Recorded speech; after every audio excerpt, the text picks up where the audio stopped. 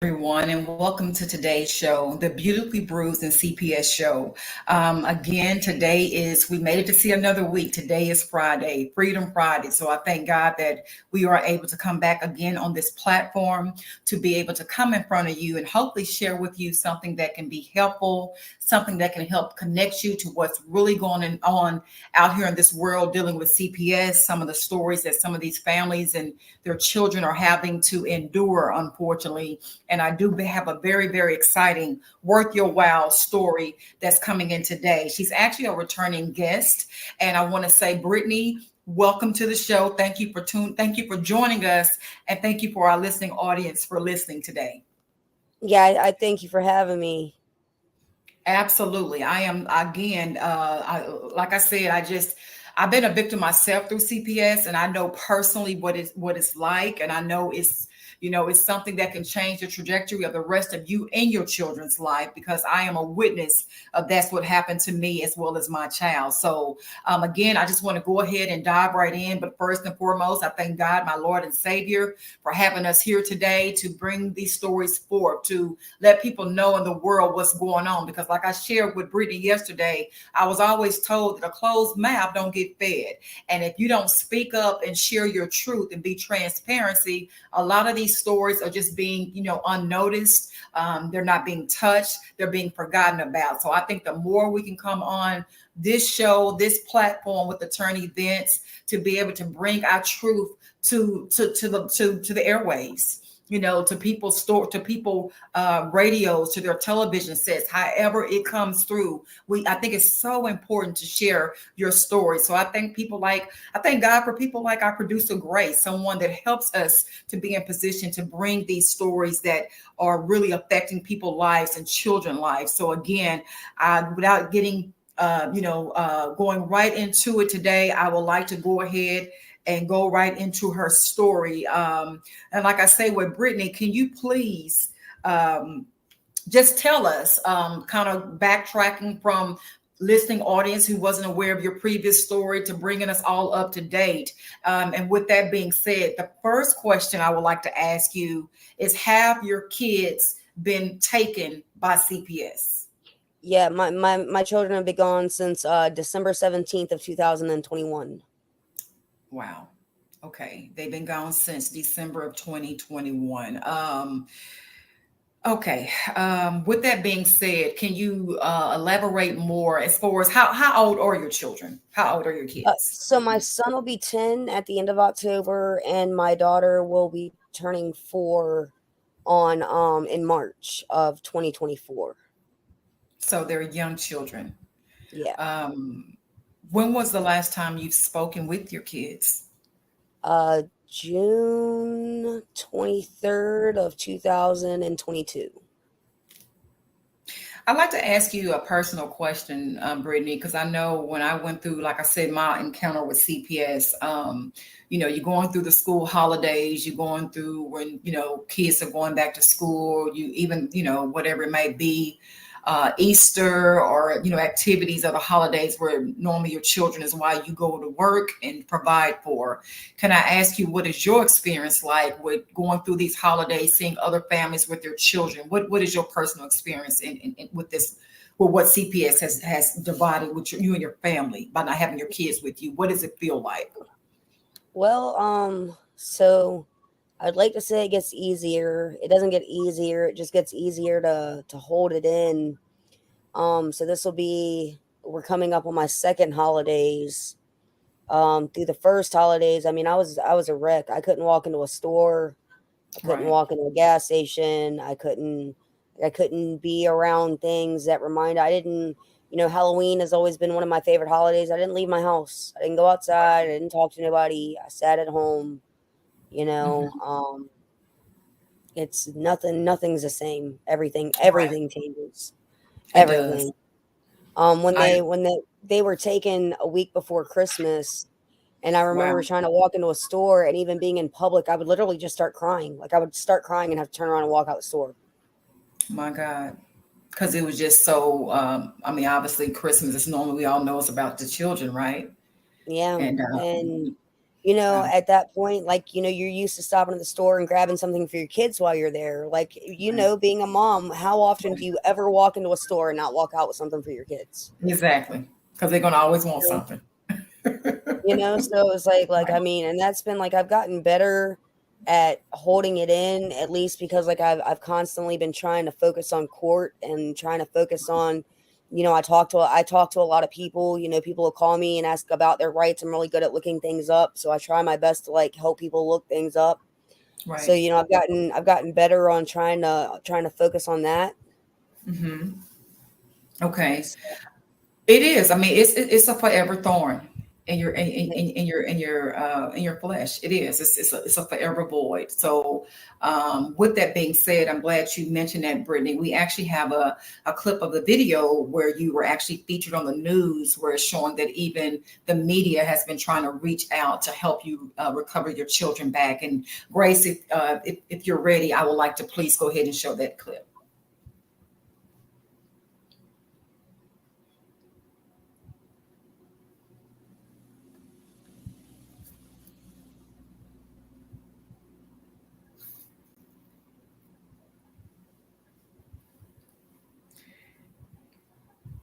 Okay, I'm not sure if Grace is ready. So, but until it is, I can definitely go on to ask. Rarely straightforward. Investigative reporter Margaret Kavanaugh reveals some of the problems one state agency is working to shed light on. Instead of getting help for what happened, I ended up with the ultimate punishment. Help with what she calls mental issues. Brittany Whitworth admits she lied to police about domestic violence, but says the string of events that unfolded after caused her to lose custody of her 2 children who were given to a relative she says she has a strained relationship with. It's shocking. It's appalling. Delegate A.C. Cordoza from Hampton has been trying to help her. There is a clear mishandling of the case by some officials. We reached out to the Hampton Department of Human Services, who issued a statement saying they legally can't talk about specific cases, but say they try hard to make all reasonable efforts to keep children with their parents whenever it is safely possible and in the best interest of the child or children. When that cannot be achieved, relative placement options may be deemed more suitable, or as a last resort, they say a child may be brought into their custody. The Office of the Children's Ombudsman, an agency created to investigate cases involving children in the system, found issues with how Whitworth's case was handled. The agency gathers and reviews complaints, but has no legal authority to make change. To date, they say they've received about 600 complaints from around the state, identifying potential violations of policies or laws in about 15% of the cases. Many times when children are taken, they're either put in foster care or alternative living arrangements, which puts them with someone that they know, like a relative. We saw a lot of those cases just not handled well. Back in June, we shared Whitworth's story, and then we had people from across the state reaching out to us with their own problems about their personal situations. I just want to know, what can I do to get my grandchildren back? I have done no wrong. I haven't done nothing.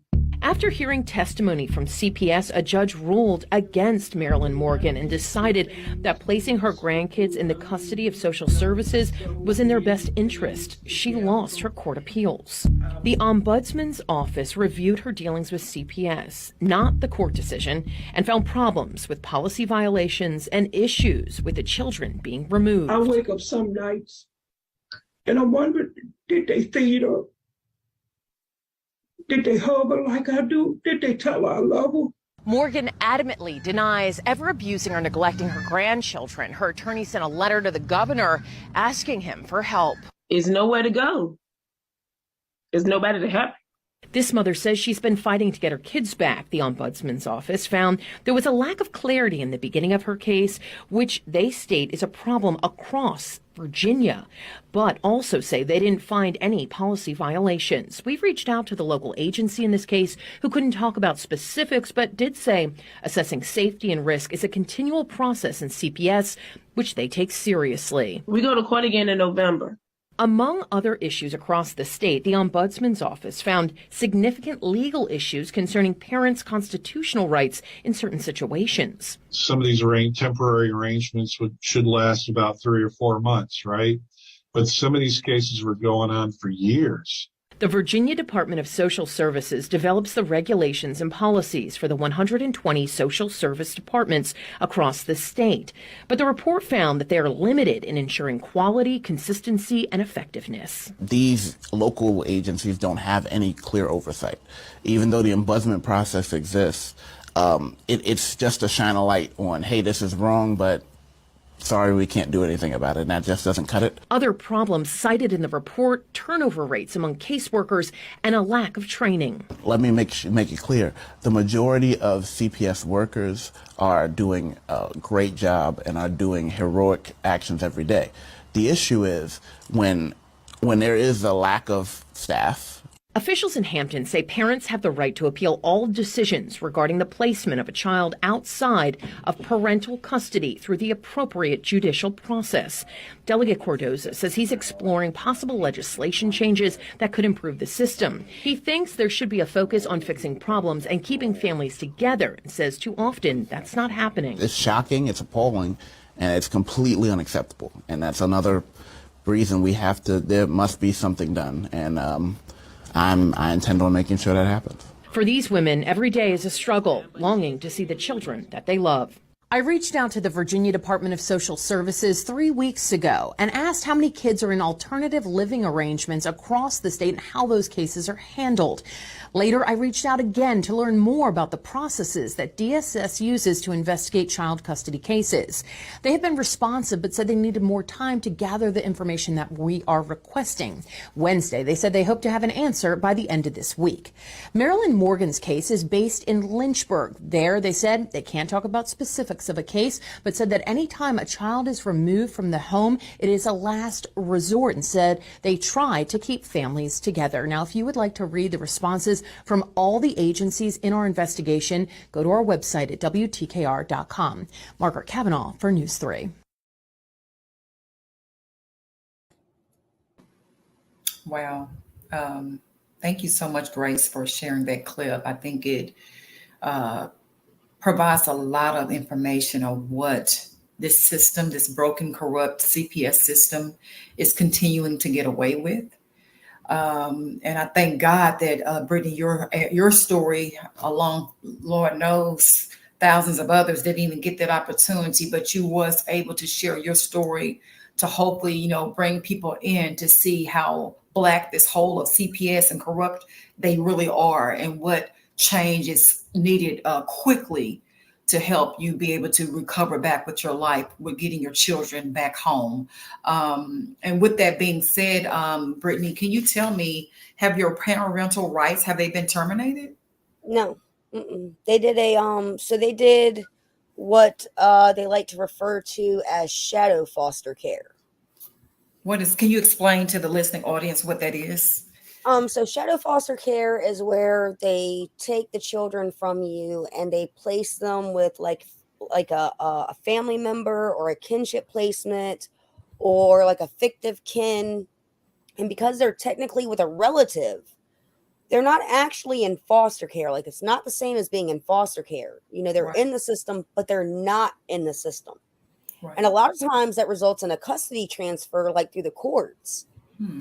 But so, for instance, where I live, okay, because the children were originally taken through an emergency removal order through the foster care system, even though it's not foster care, it still stays in the exact same foster care side of court. Wow. Okay, so literally they're with family or friends. Well, see, that's where this issue comes in. And it's one of those things where there is no black and white across the board, because you might have a family where a kinship placement or a family placement is absolutely the best option to keep the kids in family. The whole family's working together. Everything's good. But then you have situations like mine where it's vindictive kin that has placed the calls into CPS that end up with your children. God. I never thought about it like that, because that happens too. Wow. Most commonly, a lot of calls like that comes from a family member, a friend getting mad. You've got schools, different mandated reporters. But I mean, a lot of calls that come in, people get mad and pick up the phone. I mean, it's sad, but unfortunately, it's true. It's very true. And actually, they, like you just said, I've actually, oh my God, I had a show not too long ago where here in Texas that they seen that there was being so much done. So where, like you say, people who don't like you for whatever reason or have something against you personally or in their feelings or being petty, however you want to word it, they will use CPS as a weapon against you, right? Right. But thank God here recently, one of the government agencies, since it's been such an epidemic, that they're realizing, hey, a lot of these parents, it's nothing they're doing wrong. It's just they're just mad at the parents for whatever reasons, and they're using CPS, which is a government system that money is being utilized, that you're wasting tax dollars for you and your feelings. So now they're getting it where if they find out evidence justified that you didn't have a substantial reason to call CPS on whatever parent, that you can go to jail behind it. That You would know, but that needs to be implemented like everywhere. I mean, absolutely. Absolutely. I agree with you. that And is maybe, definitely a step in the right direction because, like, yes, just like it was like in the news. I mean, there is no accountability anywhere. You know, right. along my journey of this, I've talked. I've tried to make points of contact, and the amount of information that you find out that, like, the states know. You know, when I spoke to the state program director here in Virginia, I guess that's what they call her, somewhere in the governor's office, Hmm. this woman went on to admit to me, oh, I don't want to take it to that level, but this is a systematic problem. And it's not just a problem here in Virginia, it's a problem all across the country. But Absolutely. the way that the systems are designed, and it's a two-part system because you have CPS administratively doing what they're doing on their side. And Right. once they draw those courts in, well, CPS, once they've convinced the judge, Hmm. the only thing that's going to overturn the judge's orders is a judge. CPS has no control over that. And Right. it's played that way. So even if you're clear on one side of the board, they still have you on the other. Absolutely. And that's why it is a broken, corrupt system. It really is. And bringing up like so many stories that don't get heard, it's because when you try to call and you try to discuss CPS with like the news or regular news stations, they automatically assume that you're just an angry person, that and it's a custody dispute or a custody case or something along those lines. And the news doesn't want to get involved in a custody case. And Correct. a lot of times, often people don't know their rights ahead of time in order to get and have actual evidence of all of the different frauds and the perjuries and things. Those times are changing thanks to cell Absolutely. phones, Hmm. cell Yes, the phones and social cameras. media. Right. That's that we're getting but we're still not there. It's still happening every day that somebody doesn't know that they can record, that somebody doesn't know they don't have to open the door, You that just said, somebody doesn't know these things and they get tricked right into the fall line of the CPS system. absolutely. You just hit the hammer on the nail, Brittany. A lot of people don't know their rights. And that's like you just said, how a lot of people, because to me, what my experience was, like if the sooner you can get out of the vicious cycle with them, the better off you'll be. Because even the cycle is so crazy where the longer you stay in it, you could be doing everything they ask you to do as far as your, what is it, your service plans or, whatever and it might not even be something that, like I said, I just give this one small example. I've never done drugs in my life, but I had to consistently take drug tests. I had to consistently do drug tests. But it's just like if you don't abide to whatever their, whatever courses or classes or services they ask you to take, and the longer it's delayed, the longer your children are in there where they can actually be adopted out. So it's And sick that's to me that it's on a time clock even. and that's how, but that's also how they lord that power over you when they Yes. don't even technically have the right to. And then the other aspect that you have is when you do, like, if you're already dragged into the system and you start standing up for your rights, they start trying to punish you for standing They'll up for your rights. retaliate. Yes, they can. They will try that. That's why I say it depends on your caseworker because I have seen good and I have seen bad. And unfortunately, I had a bad one. I did. But So go ahead. What you say, that Brittany? that's exactly how I got blindsided, because the same woman that called on me this time called 10 Mhm. years prior, Oh my except God. 10 years prior, the woman that showed up, as much as I've seen bad social workers out there, I will stand by the fact of the day that that woman was an angel. Wow. She was the epitome of what a social worker was supposed to be. It wasn't, you're going to jump through every hoop I tell you to. It's my Right, right. job's a social worker. I'm going to jump through every hoop that I know I can in my That's the way department it's to try to supposed to help you. be. Right. That Okay. part. Yeah. So this time around, I was completely blindsided. I was completely blindsided to the fact that there were bad apples in those departments. They are. Unfortunately, they are. If they lack integrity, or like you just described, if that caseworker is on a power trip and Mhm. she's throwing her weight around, and it's Lord knows what can happen. Because again, It's obviously they're not on your side, right? Seem and like, that's scary. No person in this world should have the authority or the power to reign over somebody like that. correct. Nobody. Especially when you're Nobody at talking all. about your children, your lives and souls, your It's a legacy. I pro- mean, we're it's a protected civil liberty for a reason. wow, exactly. There you go. Absolutely. Well said. Oh, and again, and that's something that I think I would like to just say as well, that I think is so important that you know your rights. It makes sense I would recommend, if you can, to hire an attorney. I know sometimes it's easily said than done. Don't get me wrong, because I know, it's a fee that comes with that. But I've always been also told, when my grandmother and mom raised me, you get what you pay for. And some things are worth the sacrifice. Actually, I sacrifice really my home. I sacrifice a relationship. I sacrifice so much because, again, your children, my God, I don't know how else to say it, but it's your legacy, it's your lifeline. They're going to represent you when you're dead and gone. And it's just something that can't be replaced. I can replace a house, I can get another home, Mhm. but I can't get another child. So again, so I will say, starting out, I didn't have an attorney, but I had saved. I had, if you got to work an extra job, even a paralegal, sometimes they can supply information that can be helpful if you're not aware of your rights, whatever it takes. And I say that, Brittany, to say this. I know you've even started a GoFundMe, to help you be able to hire an attorney to help represent you, to be able to get your children back. And Grace, if before the show ends, if you can please, if it's okay, I would like to share your GoFundMe page, or link rather, so people that's hearing your story today or tomorrow, whenever they get a chance to tune in, it will be a way to help Brittany win her children, get her children back home, because her rights have not been terminated. They So have not so been. here's also a lesson in why it's good to get help from somebody that knows what they're doing.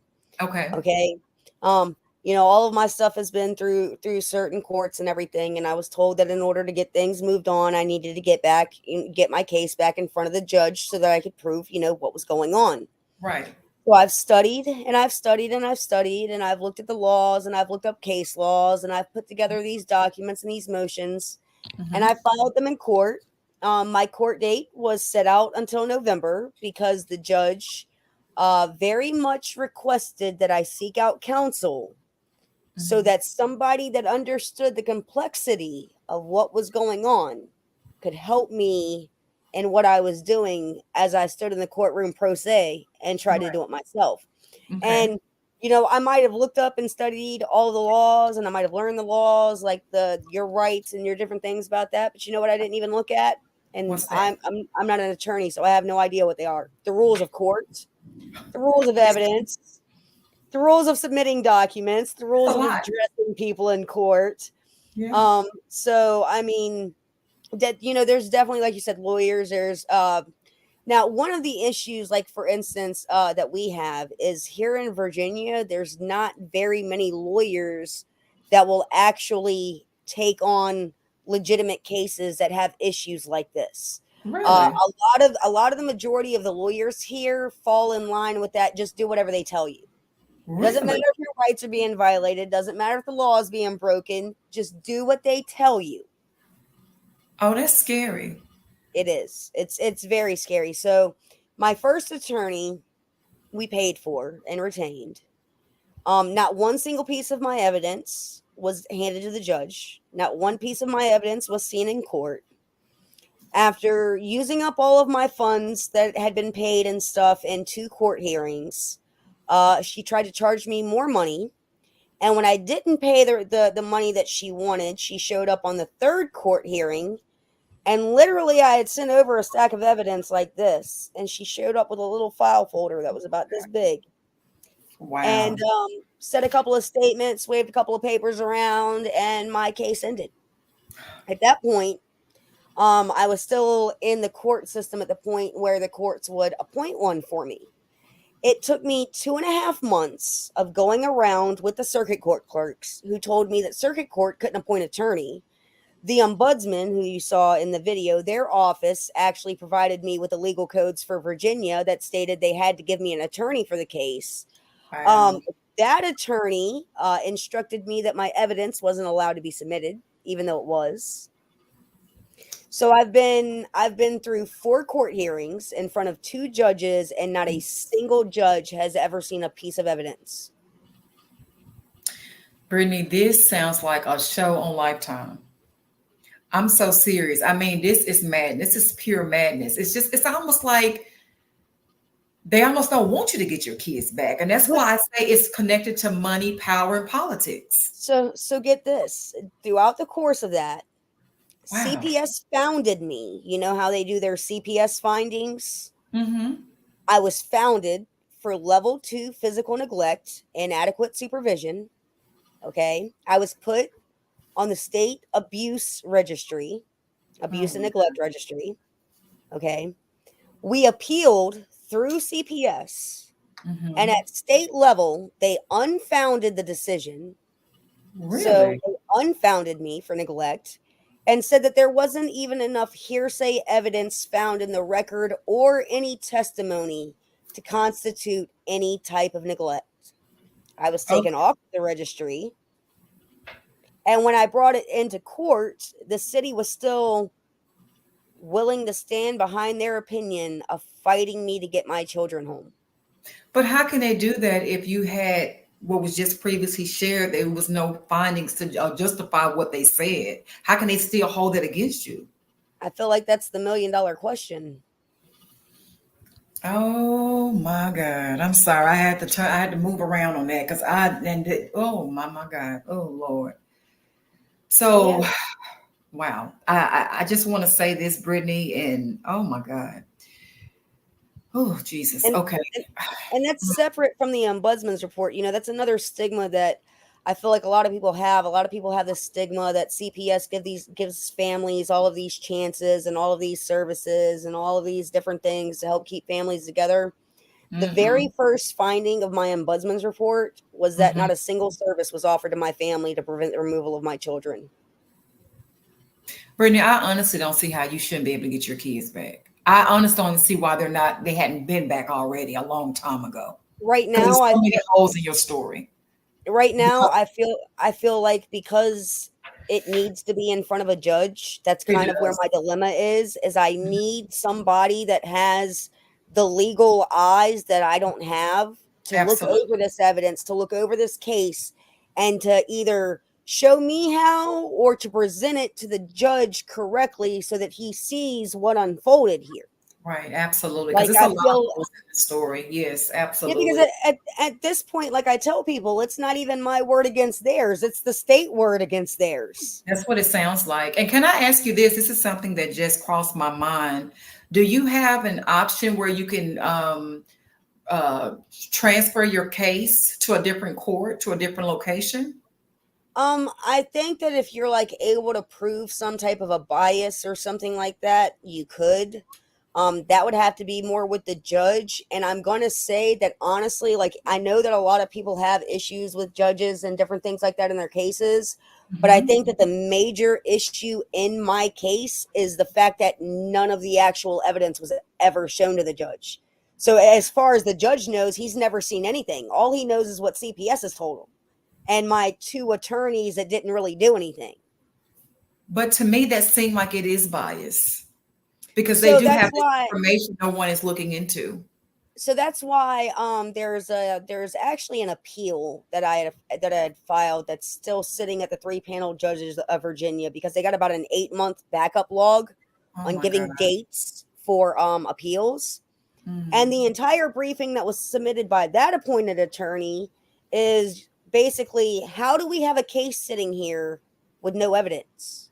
That's what I'm saying. Exactly. There's none. There's none anywhere. The only evidence that was on there was the emergency removal order that they put into place, which, I now have video recordings showing that that was perjured information, Right. that the information in it was inaccurate and incorrect. I mean, this is recorded information from the state, and I it's just saw like, that. To me, that's evidence in itself. But I'm listening. Go on, please. but it's crazy. But that's why they run those 2-part systems like that together. Right. Because even though CPS now says I didn't abuse my kids, well, they've already convinced the judge that I did. Right. It's like a double-ended sword. It I can't beat absolutely you this is. way. I beat you the other way. Yeah. Mm-hmm. Wow. Wow. Do you know if there is, like earlier I was mentioning here in Texas, like they give you a certain amount of time that's allowed that you have to complete whatever it is, like I say, your caseworker, your services have for you to do. If you don't do it, I think it might be 12 months or a year here in Texas. It's a very short time span to, God, to have a time. Because what they did to me doing the shadow foster care, I was never offered a case plan. I was never offered a reunification plan. I was never offered any services. My children were involuntarily coerced into respite for 21 days. On day 21, they moved for an emergency removal order. The very first court date was January 7th of 2022. The very last court date was February 28th of 2022. Wow. It was open and shut. So they didn't give any other type of options whatsoever. None. Wow. Let me ask you. The ombudsman concluded the report in saying that there were no options or remedies granted on how to return the children. None.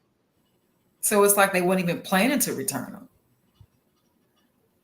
If they don't give you some type of, once you complete this or do this, and then, you can be reunified. So it was nothing of that extent. Nothing at all. Wow. And and the crazier thing is they gave me that in writing. They literally wrote out, we do not have to offer you these services because your children are not in foster care, is what they said. With that being said, Brittany, you might have already answered this question, but did they say anything about, as far as by your rights, thank God, have not been terminated, but did they say anything like it can be done if nothing is done with your case in 4 years? Was there any type of disclaimers or anything like that? So how do you know what the time my frame is? understanding is the way that they did that because they transferred custody. At some later point, you can refile custody, but refiling custody in my state means you're proving a change in circumstance. So what my confusion is right now is okay, so the circumstances that you took my children were already proven to be untrue. So what circumstances are supposed to be changed? Correct. Right. Yeah. I will say this, Brittany. I know when I first started out, I had no idea the Pandora box that was open dealing with CPS. And I thought that, okay, I can pretty much comprehend pretty decently. I can handle this myself until, like you said, you get in there and it's all kind of different state laws and different things that you have to prove your case and continuation of even more information. So I said, okay, this is outside my pay grade. I had enough sense to realize I was in over my head. Went through 5 attorneys, but I must say, and some of them was the ones, like you say, the courts assign you. I think it's pro bono or something like that. But from my experience, it seemed like they were all in with the court system. And I could watch. What'd you say, Brittany? The buddy system. The buddy system, exactly. So I was looking in court. I'm like, okay, wait a minute. It's almost as if they were going to have lunch once the hearing was over Absolutely. that day. So I'm like, oh, no, Absolutely. no, no, no. This is not going to work. And I'm looking at the body language as well as listening to the information they're not providing correctly. And I even had one of the attorneys tell me, pro bono attorneys tell me, well, worst case scenario, if your child is adopted out, then you can go see them anytime. I immediately got another attorney. Because if that is your mind frame, that's obviously telling me you're not going to work to get to reunite me back with my child. Yeah. So with that being said, it took 5 attorneys, but the last attorney I must share, I do believe what helped to change the trajectory of my story dealing with CPS, she was an attorney that was extremely aggressive. Not only aggressive, but she knew the CPS laws. And knowledge is power. Oh And yeah. once you know what somebody else know, they can't tell you anything. So she had that, like, oh my God. And she even had information that I wasn't even aware of that she presented to the judge. And once the judge heard it, the CPS had to backpedal. So again, I do know CPS obviously does not always operate out of integrity. If it's a caseworker that's petty, it's personal, they're on a power trip, they're normally are not the ones that's going to really try to fight to get your kids back. They might try to keep you unfortunately separated from each other. Why? Because money, power, and politics. So I'm sorry. It just took me back to being in that courtroom that day, and that was a horror that I have never experienced in my life. I'm someone, I have buried a mom, my father, a brother. Been through a lot of horror in life. I'm not going to lie. I've been through it, but CPS has a different sting. It's a different pain. And it doesn't. It leaves so much different post-traumatic stress from it and different things like, Oh God, yes. and nothing is ever the same once you deal with that age. Nothing at all. Nothing. Not a knock at the door, not a phone call, not the way somebody looked at you while you were out with your children. It creates a sense of unsafety. I mean, It like, does. of not being safe. And then it's like, most of the time they show up with the police. So who do you call? Who do Who do you call to save you and your family from what it is that they do? Who do you call? Who do you call? Because we normally have to go to the government or the state for protection. And a lot of times too, Brittany, I'm so glad you mentioned that, because I wished I would have known this at the time I had my encounter with CPS. But I've had paralegals and a lot of quality of women and men like a woman like yourself that have came on the show. She shared, a paralegal actually was on the show that shared that you don't have to open the door. If they do not have a court order, Mm-hmm. a warrant, a court order where the judge has But signed see, off on it. that's where that comes back into that stigma. Mm-hmm. Okay. And I want to, this is something that needs to be doubly expressed. Please. That idea that if you ask for a lawyer or you say no makes you guilty of something is wrong. That is not wrong. You are not guilty of something for protecting your rights and asking for a lawyer at the police or a social worker wants to speak to you. You are not guilty of something because you turn them away and tell them to come back with a warrant. Right. You are not admitting the guilt. You are not looking more guilty. You are protecting your rights and your family. That's right. We are indoctrinated to believe that seeking out that help makes us guilty. Right. And it does not. It does not. No. And I think a lot of times the ones that operate out, the CPS caseworkers who do not have integrity, they actually bank on you not knowing your rights. Mm-hmm. Absolutely. They do. They truly do. And I think, again, that's why I say it's important to read up, go to legal aid or wherever your state have access to these libraries or call it. Because sometimes there are free legal aid systems. But again, like I said, I know you get what you pay for. And sometimes just because it's free does not mean that it's effective. The attorney may not be as effective. And So that's another reason I love these shows, because it's helped breaking that stigma that these people are always right and that you must have done something to deserve this. Because the more people that come out and explain what's really going on, and people aren't just explaining, people are recording it now. Yeah. They are recording it and they are showing what's happening. Yes. And the more eyes that get woke up, the less power they're going to have. Absolutely. That, and you know what? You said it perfectly, Brittany. By exposing these people on these shows, bringing these stories to the forefront, like you say, having your camera, your phone. I've seen a recent video where a lady, they were trying to kidnap a baby at the hospital. You know, and I mean, from the jump, they're trying to kidnap these children. So, and they had them on camera. And I noticed that when they pressed that play button, that record light came on, they were not as quick to say certain things, you know, because they were being recorded. And she told them, I am going to present this to the news. So, Yeah.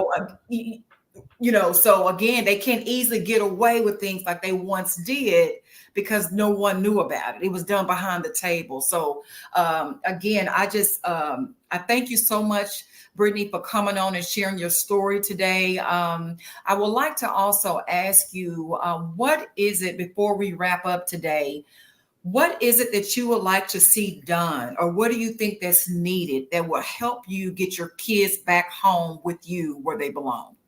Right now, the main thing is to try to get an attorney or some type of like a paralegal or somebody that knows how to look at evidence and what motions or whatever it is that needs to be done correctly with what I have. We go back to court in November. The judge Okay. wanted me to have tried to have counsel or at least spoken with representation by then to kind of straighten out the web that is the case. You know, I've done the majority of getting all of the evidence and everything, but again, I'm not a lawyer. I don't know the court lingo. I don't know the court motions. I don't know what this fraud is or what that fraud is. I focused mainly on, hey, this is parental rights laws. This is, you know, children's laws. This is family laws. Right. And now I'm at a point that I need help in the actual courtroom. Correct. Yes. And I do know that is, to me, it's mandatory, you know.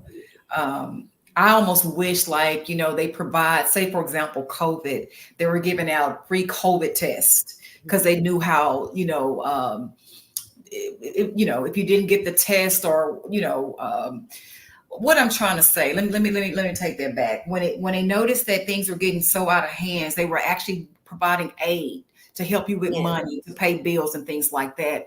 I wish that same thing would apply for children in the CPS system.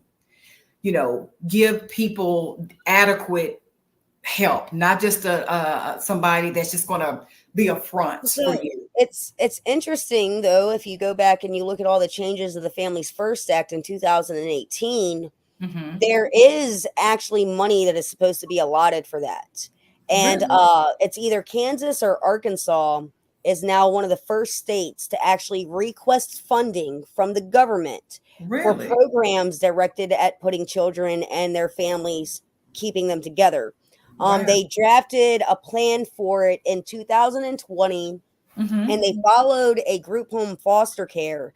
Now, granted, this group home, like foster care setting, it already had a pretty high reunification rate. It was somewhere between like 76 or like 84% reunification rate, like was Uh-huh. already there. Uh-huh. When they implemented these funds into that program that they were following, it Mm-hmm. rose to a 99% reunification rate. Really? Yes. That speaks volume. Mm-hmm. Yeah, a lot of people don't realize that there were changes made into that funding, and a lot of those changes that were made, it's another thing that people don't know, was meant to help aid the families to get the funding. But if your state's not participating, your state's not drafting the plans, it's just still funneling right back into CPS and the agencies. That is, I have never ever heard of that before. So you saying even with that type of assistance, which I think needs to be in every state, that Mm-hmm. children were reunified back with the families because of that aid. Yep. Most of CPS cases start from some sort of neglect based on poverty. People Right. don't realize that. Right. You know, and it's crazy because we'll take a family that didn't have running water, and then we'll pay a different family to take care of that child. Yeah. The money you paid that other family could have went into that natural family, Natural and family, brother. Right. Absolutely. you could have helped aid the way to keep them together. Correct. And you wouldn't have caused all that stress, Trauma and trauma. yes. Yes, for the children and as well as the parents. And I've never understood that. I had a lady that worked personally for CPS. She would be the supervisor of the visits. And she told me one of her clients, the reason why the child was removed because the parents got behind on the electric bill. They ran short of the money, but instead of helping them pay the bill, they permanently removed the child from the home over Yeah. a light bill. It's crazy. It's absolutely crazy. And then that's, it's hard again to fight that stigma. Oh, well, then you should have been doing better. But I'm sorry, I don't support ableism. Not everybody has access to the same things or the same abilities, or you know what I'm saying? Like there's circumstances, nothing like that is life, Brittany. Yeah, that's life. That's like, for example, my mom had cancer 3 different times. Do you think that's something she wanted? Do you think people that's dealing with diseases or illnesses or whatever, that's something they wanted? Unfortunately, that's life. Yeah. Sometimes it comes with the good and the bad. So you can't always, you know what I'm saying? So some people are rich, some people are not. So, but it's still life. And so no one should be held at a lower standard or mistreated or their children removed because they're not at a certain level. We are all at different levels of life. We all at different seasons of life. So you have really, I'm going to look into that some more, what you just said with that state. And I'm hoping and praying that can also be, something need to be done where that need to be implemented in more states. It does. But you know what gets me, and I'm going to say this, Brittany, and I have really enjoyed our show, and I'm going to bring you back whenever, I know you got to be in court in November. I would love to get an update. I'm hoping and praying that an attorney or a paralegal or someone who has the heart that's willing to help you, because to me, it just seemed like if the right set of eyes is laid on your case, who knows CPS laws, and who is aggressive and determined, that it seems like your story can turn around for the good and your children will be returned back home to you. I absolutely agree with you. I really do believe that. I do. I really do. So that's why I tell you to never give up on fighting for your kids, because it's not over yet. It is not. And I just want to encourage you, because I know during those times when you're in that transition, it's easy to get down. It's easy to get depressed, discouraged. You feel bad about yourself. You're not a good parent, but you are a good parent. Life happens to the best of us. So sometimes God will take something like this to let you turn around and be somebody, an advocate to help others get their children back. That's the goal. Oh yeah. Because you've been through it. You know it personally firsthand. What better experience than your own personal experience? Okay. Right.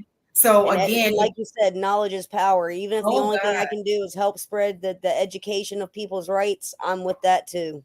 Absolutely. The more you know, the better it is. If you can stop CPS from the beginning, then they won't have a long line or years to continue on with keeping your children away from you. So the sooner, the better. So I just say, Brittany, again, if we're not able to show your information, what is your social media page? Because I noticed you post a lot of your information there. So on Facebook, you can just find me under my name. Probably come up Brittany M. Whitworth, and I think TikTok it comes up. It's just at BMW 88420 or 42088. But it just says Brittany. Okay. So the news clip that you played is one of the pinned videos on there, and those are mainly the 2 social medias that I'm on. I try to keep Facebook seems to shadow ban most things when it comes to CPS. Yeah. So, a lot of times most of the updates that aren't written will go to TikTok. Right. But you have a lot of valuable information. Actually, that's where I saw your story was on your social media page. And I said, oh my God, I would love to speak with her. Yeah. I also have a collection up there of case laws that are like pertaining to like different type of family law cases. Right. So if you need like reference guides for finding different case laws and things, there's some of those up there as well too. Great. That is some great information that I do know from the responses that you get from the comments that people are looking at what you're saying, and it is helping. So yes, thank you so much, Brittany, for being on our show today. And like I said, I would like to follow up with you after your next, court hearing in November, and hopefully it is some good news that's coming your way. So stay encouraged. Let's keep hoping and praying for that. And thank you for having me today. Absolutely. I most definitely will. Okay, again, thank you once again for tuning in to the Beautifully Bruised and CPS show. I am your host, Latrika Jones. Please don't never give up for fighting for your kids, and please keep God first and have a blessed weekend.